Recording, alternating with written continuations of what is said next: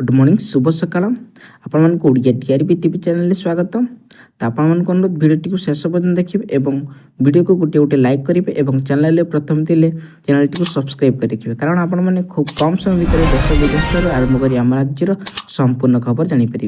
प्रथम खबर, मुख्यमंत्री मंतव्य को नहीं रागिले आउटसोर्सिंग कर्मचारी देले आंदोलन धमक। ओडिशा आउटसोर्सिंग कर्मचारी माने तथ्य गोपनीय भंग होबार आशंका नहीं मुख्यमंत्री मोहन चरण माझी देइथिबा मंतव्य को तीव्र विरोध करिसेंती। एही प्रसंग रे ओडिशा सरकार आउटसोर्सिंग कर्मचारी संघ आंदोलन पई धमक देइछि। राजधानी एही कार्यक्रम मुख्यमंत्री पूर्व बिजु जनता दल बीजेडी सरकार को सिस्टम को चलाइबा पई आउटसोर्सिंग किंबा चुक्तिभित्तिक कर्मचारी उपरे निर्भर करथिबा को समालोचना करथिले। परवर्ती न्यूज, मुख्यमंत्री बड़ घोषणा, 5 वर्ष खोली समस्त पद पूरण हो। राज्य किपरि दुर्नीतिर मूलोत्पाटन हो पार एवं राज्यवासी सुशासन पाइबे से नहीं मुख्यमंत्री मोहन चरण माझी पुणी थे गुरुत्व देइछन्ति। यूएटी स्थित कृषि शिक्षा सदन ठारे आयोजित त्रयोदश नियुक्तिमाला अवसर में नवनियुक्त मानक उपदेश दे मुख्यमंत्री कहते सरकारी चाकरी को सबुबले जनसेवा पाई उपयोग करने उचित। से सरकारी चाकरी मान पाइबा माने केबे हेले कार्य अवहेला करंतु नहीं, दुर्नीति ठारू लक्ष्य कोष दूर रुहंतु बोली से कहते।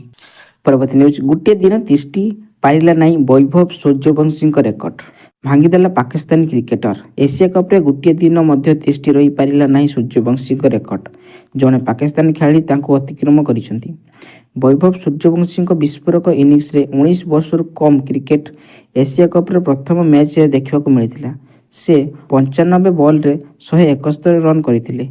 एही इनिंग्स रे वैभव 14टी छक्का और 9टी चौका मारिथिले। यह 19 वर्षर कम एशिया कप रे सर्वाधिक व्यक्तिगत स्कोर थिले, किंतु तांका रेकर्ड गोटे दिन मध्य तिष्टि रही पारिला नहीं। पाकिस्तान बैट्समैन सिमर मनहस यही रेकर्ड भांगी। परवर्ती न्यूज, मधुमेह रोगों पर खुशी खबर, भारत में लॉन्च है औषध और दाम। वर्तमान समय डायबिटीज एक मुंड व्यथार कारण साजिछि। सबु बयस लोके यही रोगर पीड़ित होउछन्ति, हेले यार भितर मधुमेह रोगी ପାଇଁ खुशी खबर सामना को आसी। औषध कंपनी नोवो नॉर्डिक्स भारत में एक लोकप्रिय मधुमेह औषध ओजेम्पिक लॉन्च करिछि। यह टाइप 2 मधुमेह चिकित्सा एक प्रमुख पदक्षेप बोली कह जाइछि। परवर्ती न्यूज, राहुल प्रस्ताव रे सरकार सम्मति। जातीय राजधानी दिल्ली रे समेत देश विभिन्न सहर में वायु प्रदूषण वृद्धि को नहीं लोकसभा विरोधी दल नेता राहुल गांधी उद्वेगन प्रकाश करिसेंति। एही प्रसंग रे आलोचना करी शुक्रवार दिन राहुल प्रस्ताव गृह रे प्रस्ताव रखिथिले जे सरकार ए नीति रे समर्थन प्रकाशन करिसेंति। गृह राहुल को कहिथिबे एक प्रमुख सहर वायु प्रदूषण जुगु परिवेश विषाक्त हेबार लागिछि। प्रदूषित वायु जुगु लक्ष लक्ष शिशु एवं वयस्क लोकंक रोगाक्रांत होउछन्ति, तेणु एही प्रसंग रे गृह रे आलोचना करिबा जरूरी। यह एक वैचारिक प्रसंग। परवर्ती न्यूज, बढ़िला डोनाल्ड ट्रम्प को समस्या। H1B वीसा उपरे मामला दायर कले 19टी राज्य। जानुआरी डोनाल्ड ट्रम्प द्वितीय कार्यकाल आरंभ होगा पर प्रशासन नीति नहीं आईनगत विवाद जारी रही, विशेषकर डेमोक्रेटिक राज्यगुड़िक सहित। एथिरे ट्रम्प प्रशासन एक प्रमुख प्रवास नीति H1B वीसा रे $1 लाख फी वृद्धि को कैलिफोर्निया, न्यूयॉर्क अन्य राज्य समेत 19टी राज्य कोर्ट रे चैलेंज करिसेंति। परवर्ती न्यूज, आज पेट्रोल एवं डीजेल दर जानी नियंतु केते रहिछि। गाड़ी रे पेट्रोल किंबा डीजेल पकाइबा पूर्व जानी नियंतु दर। प्रतिदिन तेलर दर निर्धारण कर जाउछि। आज भुवनेश्वर पेट्रोल दर 101.16 टंका रही बेले डीजेल दाम लिटर पिछा प्रति 92.74 पैसा रही।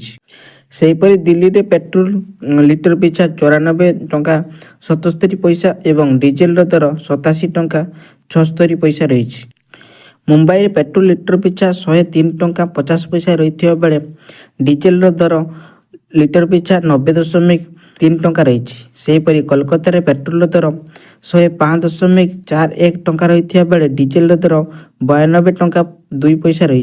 चेन्नई रे पेट्रोल दर 100 टंका 82 पैसा रही बेले डीजेल दर 92 टंका 40 पैसा रही। परवर्ती न्यूज, SBI, HDFC एवं ICICI बैंक रो ନେଇ ଆର୍ବିଆଇ ଜାରି କଲା ବଡ଼ ଅପଡେଟ୍। ଆକାଉଣ୍ଟ ଥିଲେ ଜାଣି ନିଅନ୍ତୁ। ଭାରତୀୟ ରିଜର୍ଭ ବ୍ୟାଙ୍କ ଆର୍ବିଆଇ ଘୋଷଣା କରିଛି ଯେ ଭାରତୀୟ ଷ୍ଟେଟ୍ ବ୍ୟାଙ୍କ, ଏସ୍ବିଆଇ, ଏଚ୍ଡିଏଫ୍ସି ଏବଂ ଆଇସିଆଇସିଆଇ ବ୍ୟାଙ୍କ ଘରୋଇ ସିଷ୍ଟମେଟିକାଲି ଇମ୍ପ୍ୟାକ୍ଟ ଭାରତ ଭାବରେ ସେମାନଙ୍କର ସ୍ଥିତି ବଜାୟ ରଖିଛି। ଏହି ବ୍ୟାଙ୍କଗୁଡ଼ିକରେ ଦେଶରେ ଅର୍ଥନୀତି ଉପରେ ଗୁରୁତ୍ୱପୂର୍ଣ୍ଣ ପ୍ରଭାବ ପଡ଼ିଥାଏ। ଯଦି ଏହି ବ୍ୟାଙ୍କଗୁଡ଼ିକ କେବେ ନିଜକୁ ସମସ୍ୟାରେ ପାଆନ୍ତି ତେବେ ସମଗ୍ର ବ୍ୟାଙ୍କିଂ ବ୍ୟବସ୍ଥା ପ୍ରତିକୂଳ ଭାବରେ ପଡ଼ିପାରେ। ତେଣୁ ସରକାର ଏବଂ ଆର୍ବିଆଇ ଏହି ବ୍ୟାଙ୍କଗୁଡ଼ିକୁ କଠୋର ନିୟମ ଅଧୀନରେ ରଖିଛି। ପରବର୍ତ୍ତୀ ନ୍ୟୁଜ୍, ଭାରତୀୟ ବଜାରର ଭଲ ସ୍ଥିତିରେ ରହିଛି ଓଡ଼ିଶା। ଖୁଚୁରା ମୁଦ୍ରାସ୍ଫୀତି ବିଯୁକ୍ତ 1.29%, ଦେଶରେ 0.71%। ଚଳିତ ବର୍ଷ ନଭେମ୍ବରରେ ରାଜ୍ୟରେ ଖୁଚୁରା ମୁଦ୍ରାସ୍ଫୀତି ହାର ବିଯୁକ୍ତ 1.29% ସ୍ତରକୁ ଖସିଯାଇଛି। କେନ୍ଦ୍ର ସରକାରଙ୍କ ପରିସଂଖ୍ୟାନ ମନ୍ତ୍ରଣାଳୟରେ ଜାରି କରିଥିବା ତଥ୍ୟ ଅନୁସାରେ ରାଜ୍ୟର ଗ୍ରାମାଞ୍ଚଳରେ ଖୁଚୁରା ମୁଦ୍ରାସ୍ଫୀତି ବିଯୁକ୍ତ 1.85%, ସହରାଞ୍ଚଳରେ 0.26% ରହିଛି। ପରବର୍ତ୍ତୀ ନ୍ୟୁଜ୍, ଶୁଖିଲା ନଡ଼ିଆ ଏମ୍ଏସ୍ପି ବଢ଼ିଲା। ପ୍ରଧାନମନ୍ତ୍ରୀ ନରେନ୍ଦ୍ର ମୋଦି ଅଧ୍ୟକ୍ଷତାରେ ଅନୁଷ୍ଠିତ କ୍ୟାବିନେଟ୍ ବୈଠକରେ ନଡ଼ିଆ ଶସ୍ୟ ବା ଶୁଖିଲା ନଡ଼ିଆର ସର୍ବନିମ୍ନ ସହାୟକ ମୂଲ୍ୟ ଏମ୍ଏସ୍ପିରେ ବୃଦ୍ଧି ସମ୍ପର୍କିତ ପ୍ରସ୍ତାବକୁ ମଞ୍ଜୁର କରାଯାଇଛି। 2026 ଋତୁ ପାଇଁ ଉପଯୁକ୍ତ ହାରାହାରି ଗୁଣବତ୍ତା ବିଶିଷ୍ଟ ମିଲ୍, ଯେଉଁଥିରେ ନଡ଼ିଆ ଶସ୍ୟର ଓ ଏମ୍ଏସ୍ପିର କୁଇଣ୍ଟାଲ ପିଛା 145 ଟଙ୍କା ବୃଦ୍ଧି ପାଇ 1227 ଟଙ୍କା ଏବଂ ବଲ୍ ନଡ଼ିଆ ଶସ୍ୟର ଏମ୍ଏସ୍ପି କୁଇଣ୍ଟାଲ ପିଛା 400 ଟଙ୍କା ବୃଦ୍ଧି ପାଇ 12,500 ଟଙ୍କା ହୋଇଛି। ପରବର୍ତ୍ତୀ ନ୍ୟୁଜ୍, ବିଧାୟକଙ୍କ ଦରମା ବଢ଼ିଲା। ନବୀନ କହିଲେ, ବର୍ଦ୍ଧିତ ଦରମା ମୁଁ ନେବି ନାହିଁ। ପୂର୍ବତନ ମୁଖ୍ୟମନ୍ତ୍ରୀ ନବୀନ ପଟ୍ଟନାୟକ ପୁଣି ଥରେ ମହାନତା ଦେଖାଇଛନ୍ତି। ରାଜ୍ୟରେ ଥିବା ଗରିବଙ୍କ କଥା ଚିନ୍ତା କରିଛନ୍ତି। ଗରିବମାନଙ୍କର କିଛି ଆର୍ଥିକ ସହାୟତା ମିଳିଲେ ସେ ଖୁସି ବୋଲି ଚିନ୍ତା କରିଛନ୍ତି। ତେଣୁ ସେ ବର୍ଦ୍ଧିତ ଦରମା ନ ନେବାକୁ ନିଷ୍ପତ୍ତି ନେଇଛନ୍ତି। ବିଜୁ ଜନତା ଦଳ ବିଜେଡି ସଭାପତି ବର୍ଦ୍ଧିତ ଦରମା ନେଇ ମୁଖ୍ୟମନ୍ତ୍ରୀ ମୋହନ ଚରଣ ମାଝୀଙ୍କୁ ଚିଠି ଲେଖିଛନ୍ତି। ପରବର୍ତ୍ତୀ ନ୍ୟୁଜ୍, ଥମୁନି ବିଧାୟକଙ୍କ ଦରମା ବୃଦ୍ଧିର ଝଡ଼। ସାଧାରଣରେ ଅସନ୍ତୋଷ। ବିଧାୟକଙ୍କ ଦରମା, ପେନ୍ସନ୍ ଓ ଭତ୍ତା ବୃଦ୍ଧିକୁ ନେଇ ସାରା ରାଜ୍ୟରେ ଦିନକୁ ଦିନ ଅସନ୍ତୋଷ ବଢ଼ିବାରେ ଲାଗିଛି। ବିଧାୟକମାନେ ଦରମା ବୃଦ୍ଧି ନେଇ ଭିନ୍ନ ଭିନ୍ନ ମତ ରଖୁଥିବା ବେଳେ ଏହାକୁ ନେଇ ବିଭିନ୍ନ ସାମାଜିକ ସଂଗଠନ ଓ ବିରୋଧୀ ସରକାରଙ୍କୁ ଘେରିଲେଣି। ବିଧାୟକଙ୍କ ଦରମା ବୃଦ୍ଧି ବିଲ୍କୁ ଖାରଜ କରିବାକୁ ଯୁବ କଂଗ୍ରେସ ରାଜ୍ୟପାଳଙ୍କ ଦ୍ୱାରସ୍ଥ ହେବେ ବୋଲି ଚେତାବନୀ ଦେଇଛନ୍ତି। ପରବର୍ତ୍ତୀ ନ୍ୟୁଜ୍, ଭୁବନେଶ୍ୱରରେ କେତେ ରହିଛି ସୁନା ଦର ଜାଣି ନିଅନ୍ତୁ। ଗହଣା କିଣିବା ପୂର୍ବରୁ ନଜର ପକାନ୍ତୁ କେଉଁ ସହରରେ କେତେ ସୁନା ଦର ରହିଛି। ତେବେ ଯଦି ଆପଣ ଆଜି ସୁନା କିଣିବାକୁ ଚାହୁଁଛନ୍ତି ବା ଯୋଜନା କରିଛନ୍ତି ତେବେ ପ୍ରଥମେ ଜାଣି ନିଅନ୍ତୁ ଆଜିର ସୁନାର ଦର। ଆଜି ଭାରତୀୟ ବଜାରରେ 24 କ୍ୟାରେଟ୍ ସୁନା 1,32,660 ଟଙ୍କା ରହିଛି। ସେହିପରି 22 କ୍ୟାରେଟ୍ ସୁନାର ଦର 1,21,600 ଟଙ୍କାକୁ ଛୁଇଁଛି। ପରବର୍ତ୍ତୀ ନ୍ୟୁଜ୍, 5Gରେ ଜିଓ ଆଗୁଆ। ଦେଶରେ 23 କୋଟି ଗ୍ରାହକଙ୍କୁ ଯୋଡ଼ିଲେଣି ରିଲାଏନ୍ସ।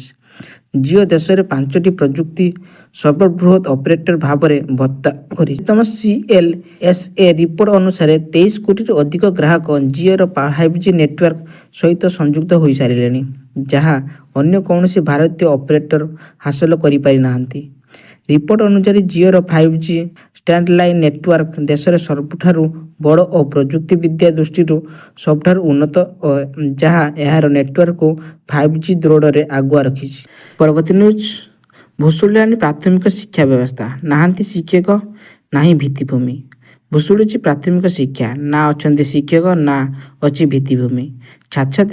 ଛାତ୍ରଛାତ୍ରୀମାନଙ୍କୁ ମିଳୁନି ଆବଶ୍ୟକ ସ୍କୁଲ ସାମଗ୍ରୀ। ଏହାରି ଭିତରେ ଆସନ୍ତା ବର୍ଷରୁ ଜାତୀୟ ଶିକ୍ଷାନୀତି ସମ୍ପୂର୍ଣ୍ଣ ରୂପେ କାର୍ଯ୍ୟକାରୀ କରିବାକୁ ନିଷ୍ପତ୍ତି ନେଇଛନ୍ତି ରାଜ୍ୟ ସରକାର। ତେବେ ଏହା କେମିତି ହେବ ଓ ସଫଳ ଏ ନେଇ ପ୍ରଶ୍ନ ଉଠିଛି। ପରବର୍ତ୍ତୀ ନ୍ୟୁଜ୍, ମାଓବାଦୀ ବିରୁଦ୍ଧ ଅଭିଯାନ, 92 କୋଟି ସମ୍ପତ୍ତି ଜବତ। ଦେଶରେ ମାଓବାଦୀ ବିରୋଧୀ ଅଭିଯାନ ବେଳେ 92 କୋଟି ଟଙ୍କାର ସମ୍ପତ୍ତି ଜବତ ହୋଇଛି। ବିଭିନ୍ନ ସୁରକ୍ଷା ଏଜେନ୍ସି ମିଳିତ ଚଢ଼ାଉ ଫଳରେ ମାଓବାଦୀଙ୍କର ଆର୍ଥିକ ଜୀବନରେଖା ସଙ୍କୁଚିତ ହୋଇଯାଇଛି। ସହରୀ ମାଓବାଦୀ ସୂଚନା ଓ ନେଟୱାର୍କ ଉପରେ ନିୟନ୍ତ୍ରଣ କଡ଼ାକଡ଼ି କରିବା ଫଳରେ ସେମାନଙ୍କର ଯଥେଷ୍ଟ ନୈତିକ ଓ ମନସ୍ତାତ୍ତ୍ୱିକ କ୍ଷତି ଘଟିବା ସରକାରଙ୍କ ପକ୍ଷରୁ ଏକ ବିବୃତ୍ତିରେ କୁହାଯାଇଛି। ପରବର୍ତ୍ତୀ ନ୍ୟୁଜ୍, ପ୍ରଧାନମନ୍ତ୍ରୀ ଫସଲ ବୀମା ଯୋଜନାର ସେବା ଦେୟ ପ୍ରଦାନ କାର୍ଯ୍ୟକ୍ରମ ଉଦ୍ଘାଟିତ। ଭାରତ ସରକାରଙ୍କ ପ୍ରଧାନମନ୍ତ୍ରୀ ଫସଲ ବୀମା ଯୋଜନାରେ କୃଷି ଓ ପ୍ରାଥମିକ ସମବାୟ ସମିତି ଭୂମିକା ଅତି ଗୁରୁତ୍ୱପୂର୍ଣ୍ଣ। ଜିଲ୍ଲାରେ ଥିବା ସମସ୍ତ ପ୍ରାଥମିକ ସମବାୟ ସମିତିର ନିଷ୍ଠାପର ସହଯୋଗିତା ଓ ଭାଗିଦାରୀ ଦ୍ୱାରା ଆମ ରାଜ୍ୟ ଭାରତୀୟ ସ୍ତରରେ ଫସଲ ବୀମା ଯୋଜନା ଆଗ୍ରହଣୀ ସ୍ଥଳ ସ୍ଥାନ ଅଧିକାର କରିଛି ବୋଲି କୃଷି ପ୍ରାଥମିକ ସମବାୟ ସମିତି ମାନଙ୍କୁ ବୀମା ସେବା ଦେୟ ପ୍ରଦାନ ଉତ୍ସବରେ ଆଲୋକପାତ କରାଯାଇଛି।